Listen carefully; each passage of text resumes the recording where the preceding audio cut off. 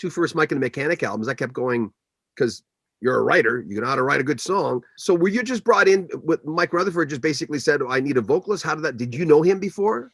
No, I was drafted in as a singer. Again, there's a long story there.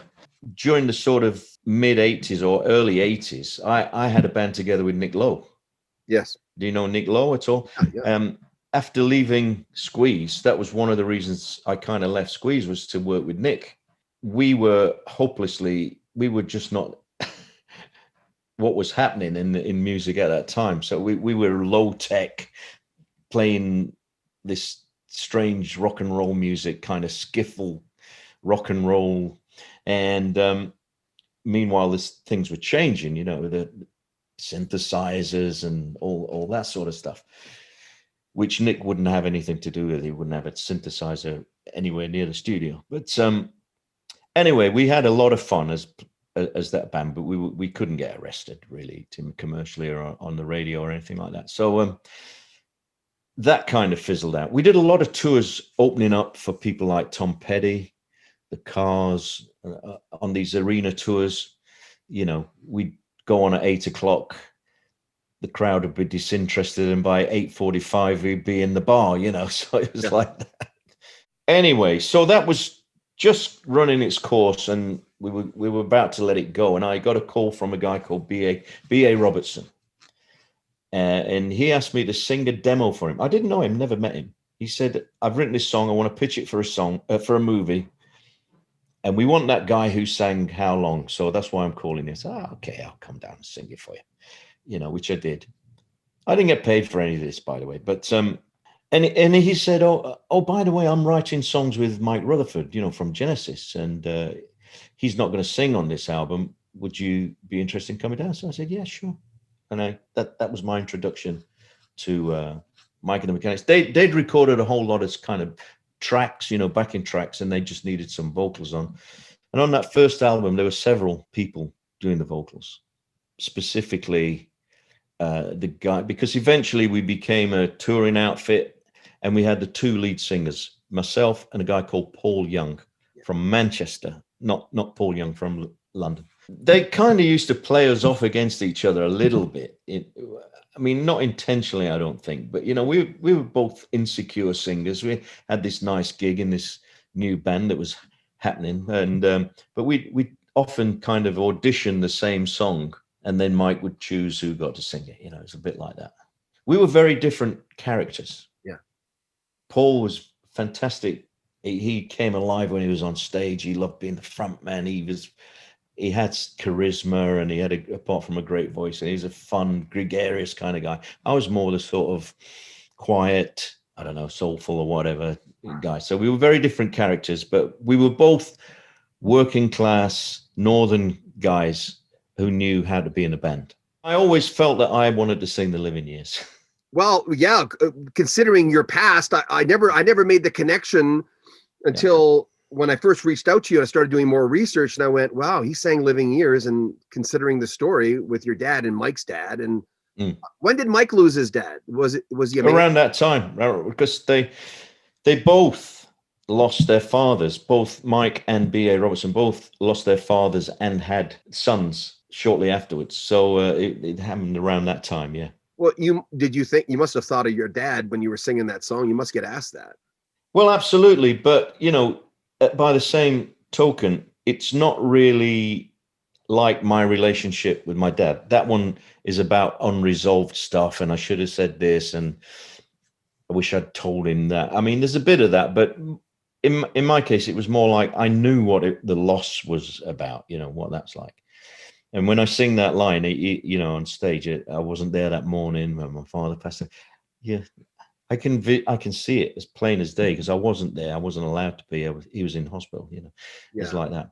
With Silent Running, that's another one of those songs. I don't know why I when I looked it up, I remember going, that's just one of those songs that stayed with me for. What was your impression of that when you first heard it? Well, that's the first thing I did when BA took me down to the studio where they'd been working, and they had this track, you know, a very simple track, 3 chords for about 7 minutes, and the only thing they had was can you hear me running? they said, here, just go in and, as Mike had this phrase, he used to say, just go in and blues away, you know. So I went in there and did a, can you hear me? Can you hear me running? And then bluesed away for a while with nothing. No, I didn't have a lyric or anything. And they said, oh, that sounds great. That sounds great. And so BA went off and he wrote this weird lyric, which is like Armageddon or something, because I don't know which came first, because it finished up in a movie on Dangerous Ground, it's called. I think it's a science fiction movie or something, apocalyptic movie. So when I saw the lyric, I thought, oh, I'm going to make this work. I'm used to, come, baby, I love you, you know. And then take the children and yourself, hide out in the cellar. Oh, my God. But anyway, we made it work. What was the decision process of not being in Mike and the Mechanics? Was that your idea? Yeah. To be honest, when Paul passed away, I think that would have been the time for us to have said, okay, you know, that's the end of that chapter. Because we had a thing. It was a popular band, you know, and touring, especially around UK and Europe, and it became a thing that it was the three of us. It was Mike, Paul, and myself. When he went, you know, it lost the chemistry, to be honest, and probably should have left it there, to be honest with you. But we tried to keep. Mike wanted to keep it going. He felt that, you know, we had established something and we should try to keep it going, so we did. And then there was always a question of time, because it would take time to write stuff, record it, promote, tour, whatever have you. And it was taking up quite a lot of time.